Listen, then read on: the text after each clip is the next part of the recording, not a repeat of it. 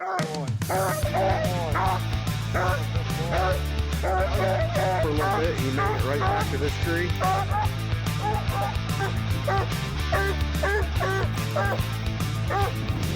I'd like the intro, I'll put that together. That's my dog, Cash Man. We're geared up, we're ready to go for season. But this video I'm gonna make, I'm gonna go ahead and we're gonna talk about picking a puppy. Now, I'll tell you how I picked Cash Man. So I researched and I found a dog that was bred specifically suited for my needs. And so that's number one, is do your research on your bloodlines and figure out what dog is best suited for you.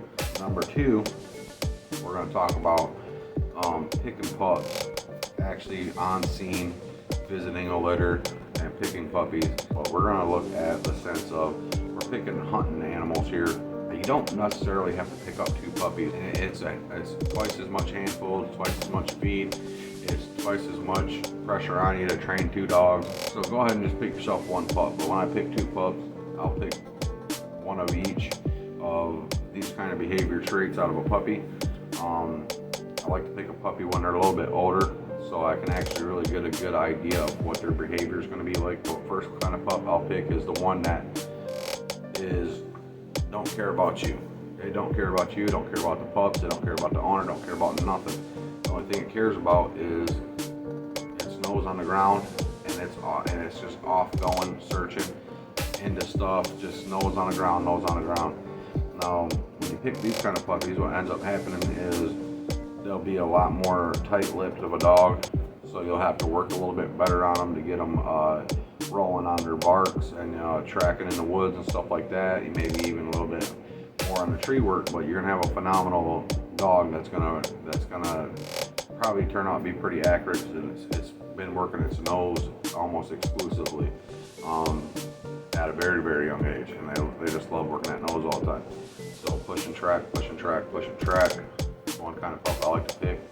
The other pup that I like to pick, and these dogs tend to be way more natural in their ability, but they come along with a lot of problems as far as handling and training and recalling.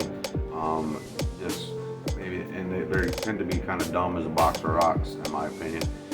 Is if you go to the litter and the dog that is just blowing the top off of anything, it's barking at everything, it's giving it everything. Maybe it sees you at the fence and it is just slam put on that fence, blowing the top off that fence, and just giving it every bit of thing it's got. You know, the loudest mouth pup in the litter. These dogs, very super easy to get going, but they have a lot of issues in the sense of they're very just loud mouthish, and that's kind of what goes along with them. It's really easy to get them directed and send them on their way, but you probably catch this dog running, have to be more worried about it running trash, because it's going to strike on every little thing that looks a fart. You're going to have to worry about it missing because it gets too caught up on wanting to bark a lot.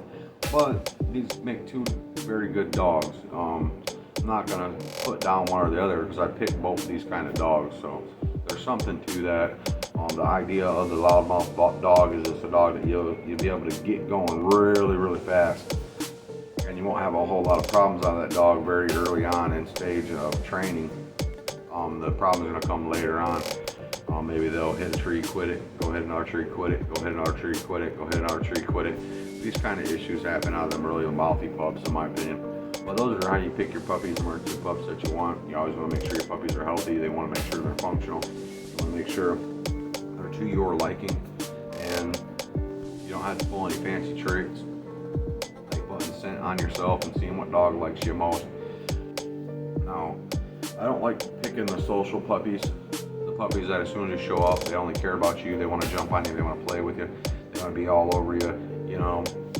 The reason why I don't pick them social dogs is because the pups that want people attention, that want to be up here, right up on you and all over you and only want your pets and stuff like that, them are the dogs you're going to have to break to get off away from you in the woods.